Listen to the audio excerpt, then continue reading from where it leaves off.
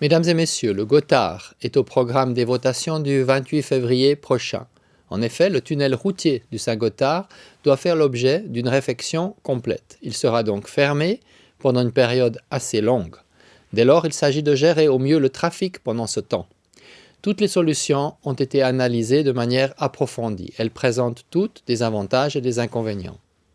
Certes, il est techniquement possible d'assainir le tunnel routier actuel sans construire un second tube, mais cela impliquerait des fermetures prolongées de ce passage de transit.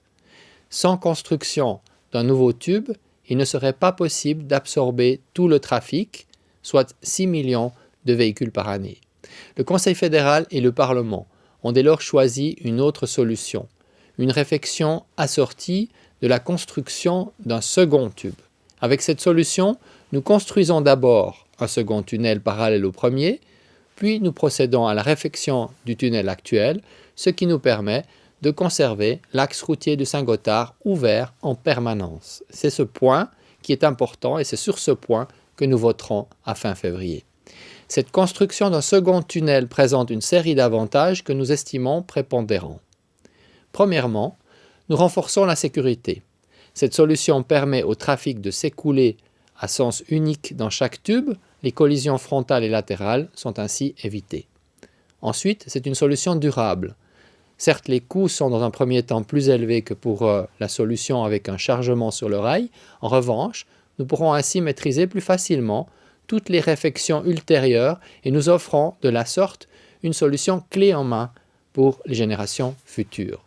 De plus, la protection des Alpes reste garantie, et même à double titre, par l'article constitutionnel sur la protection des Alpes d'une part, et puis par une nouvelle disposition légale de l'autre.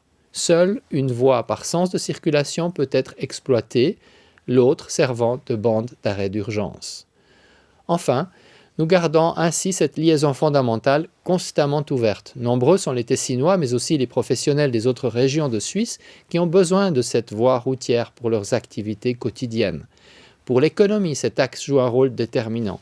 L'Italie du Nord est l'un des plus importants partenaires commerciaux de la Suisse. Mesdames et messieurs, le tunnel routier du Saint-Gothard est l'élément clé de l'axe nord-sud à travers les Alpes. Nous avons examiné la question de sa rénovation nécessaire avec tout le soin voulu. En fin de compte, la solution impliquant la construction d'un second tube s'est clairement imposée. Parce que la sécurité sera plus grande, parce qu'un passage sera toujours ouvert, et parce que cette solution est fiable et durable. Dans notre pays, nous devons assurer, ensemble, une bonne desserte de toutes les régions.